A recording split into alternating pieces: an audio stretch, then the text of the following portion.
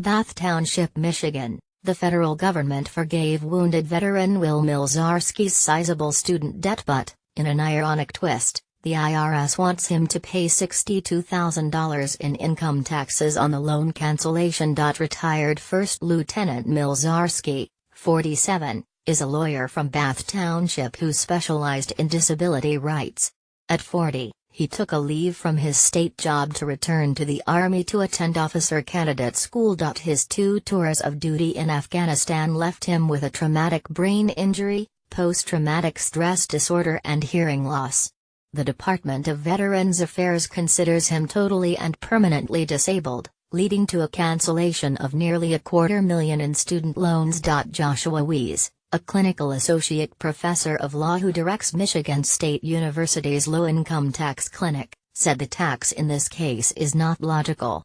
If an individual has been deemed disabled and unable to pay their student loans, it seems incredible that they wouldn't also be deemed unable to pay the taxes on the forgiveness of those same student loans, he said.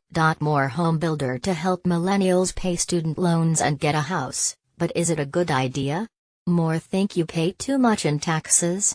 10 most and least tax-friendly states. Milczarski returned to a state job but retired last year after he struggled with concentration and memory. Because he couldn't afford to pay his student loans while living on disability pay, he was happy to get the news that the U.S. Department of Education was canceling $223,000 in debt. But the IRS notice that followed floored him. He's also facing $8,000 in Michigan taxes, penalties and interest in addition to the federal taxes. That's $70,000 in all. One part of government says, "We recognize your service. We recognize your inability to work," Milczarski said. The other branch says, "Give us your blood."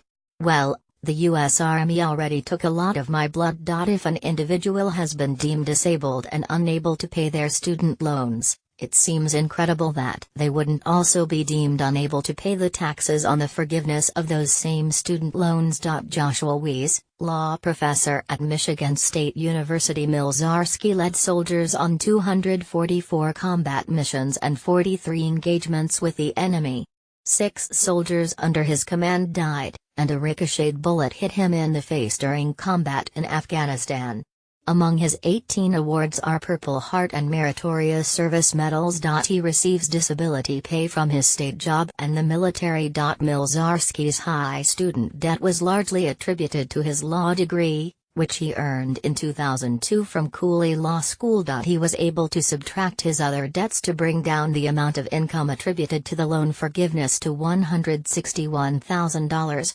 Still, that pushed him into the top tax brackets. He contacted Weiss's MSU low-income tax clinic earlier this year, and they agreed to take on his case. 16 second and third-year law school students work in the clinic. Weiss said an offer to pay a lower amount was rejected by the IRS and that is being appealed. Milczarski's case may be unusual because the high amount of debt, Weiss said. While there are some exceptions, cancelled debt is generally considered income. It's kind of a weird area of law.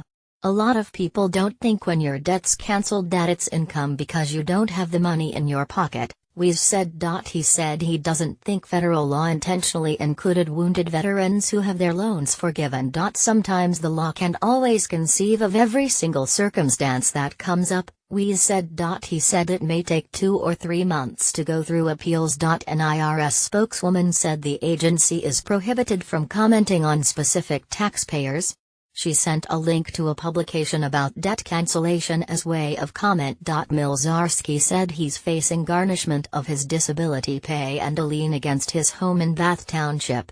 His wife attends Lansing Community College and the couple is helping to raise 3 grandchildren. He's turned to his state and congressional representatives about the situation. Republican State Senator Rick Jones said Thursday that a bill is being drafted to exempt loan forgiveness for wounded vets under state law. That wouldn't affect federal tax liability and probably wouldn't help Milczarski because it won't be retroactive. He said forgiving loans because of disability but taxing cancelled loan as income is pretty much the definition of insanity. Why should it suddenly become income? It absolutely makes no sense, Jones said. Milzarski said he'll be glad to see the legislation pass. It's bittersweet. It will make sure that some of the other veterans out there never have it happen to them, but it won't help me, he said. Follow Judy Putnam on Twitter at Judy Putnam.